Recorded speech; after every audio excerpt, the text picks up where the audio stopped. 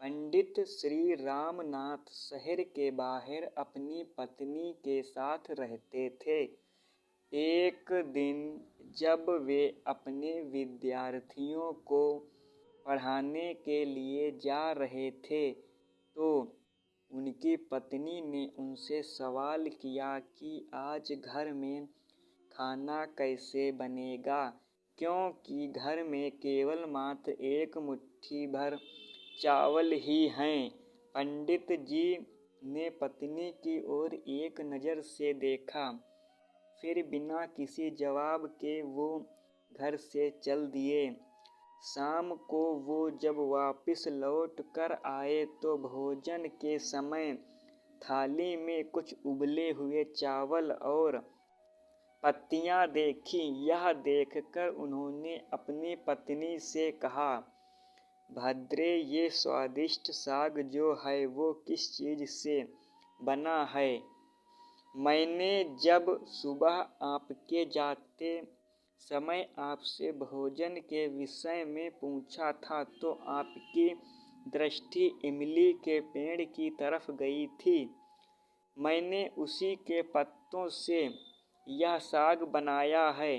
पंडित जी ने बड़ी निश्चितता के साथ कहा, अगर इमली के पत्तों का साग इतना स्वादिष्ट होता है फिर तो हमें चिंता करने की कोई आवश्यकता ही नहीं है।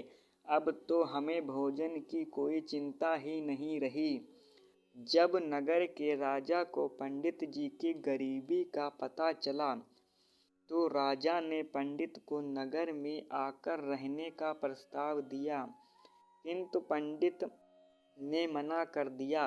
तो राजा हैरान हो गए और स्वयं जाकर उनकी कुटिया में उनसे मिलकर इसका कारण जानने की इच्छा हुई। राजा उनकी कुटिया में गए तो राजा ने काफ़ी देर इधर उधर की बातें की, लेकिन वे असमंजस में थे कि अपनी बात किस तरह से पूछें। लेकिन फिर उन्हें हिम्मत कर पंडित जी से पूछ ही लिया कि आपको किसी चीज़ का कोई अभाव तो नहीं है? पंडित जी हंस कर बोले, यह तो मेरी पत्नी ही जाने।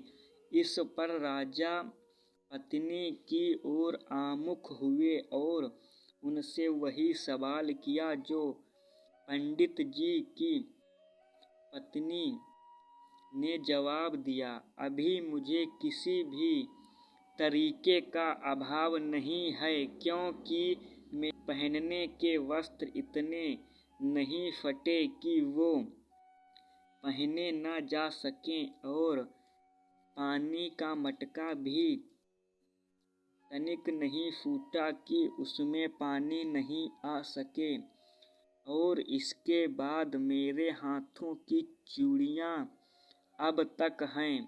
मुझे किसी चीज़ का अभाव हो सकता है और फिर सीमित साधनों में भी संतोष की अनुभूति हो तो जीवन आनंदमय हो जाता है।